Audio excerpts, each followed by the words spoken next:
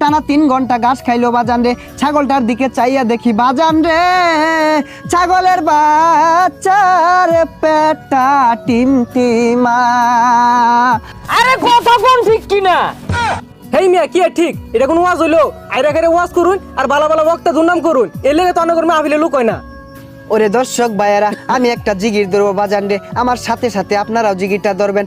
দেশে আইলো আইডল বক্তা, আঙ্গর যত মাথা ব্যথা, আর মাহফিলে 20 লাখ মানুষ, আঙ্গর মাহফিলে নাইকা। যাও 2-4 কামাই করতাম, সবই দিছে বাত মাইরা। দেশে আইলো ভাইরাল বক্তা, আঙ্গর যত মাথা ব্যথা। আরে কথা কোন ঠিক কিনা? গভীর মনোযোগ দিয়ে শুনবেন ভাইয়েরা আমার। গত মঙ্গলবারে গেছি আমি বাজারে একটা ছাগলের বাচ্চা কিনতে। 5000 টাকা দিয়ে বাজান রে ফুটফুটে একটা ছাগলের বাচ্চা কিনে আনছি।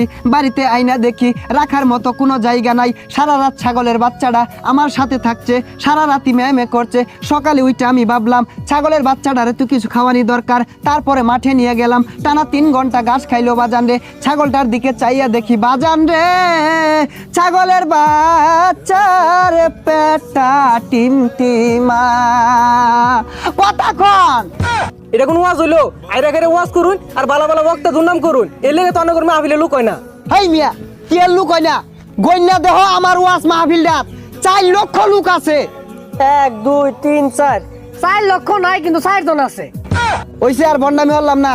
এখন বয়ান পেশ করিবেন আমার চেয়ে বড় বন্ড, শয়তানের বন্ধু, সারা গায়ে চুলকানি, পাছার ভিতর খাওজানি, মঞ্চে উঠা চিক্কুর পারুনি, গিবদের শিরোমণি, কুতুবে শয়তানি, বিশিষ্ট চিক্কারু বক্তা জনাব মোহাম্মদ কেচারু ইবলিসি ফ্রম উগান্ডা। ও শয়তানু ফাইজলামু খাওজানু সিক্কারু বাজান রে, এতক্ষণে হয়তো বা আমার পরিচয়টা জেনে গেছেন। I am come from to কেক্কাতলা। দীর্ঘদিন যাবত এই বাংলার জমিনে আমি ওয়াজ করতেছি, ওয়াজ করে ভালো টাকা পয়সা ইনকাম করতেছি, ভালো মন্দ খাওয়ার সুযোগ হয়েছিল। হঠাৎ করে কি যে হলো, এই বাংলার জমিনে হঠাৎ করে বিদেশ থেকে আরেক ভাইরাল বক্তা এসে আমাদের বাত মেরে দিল।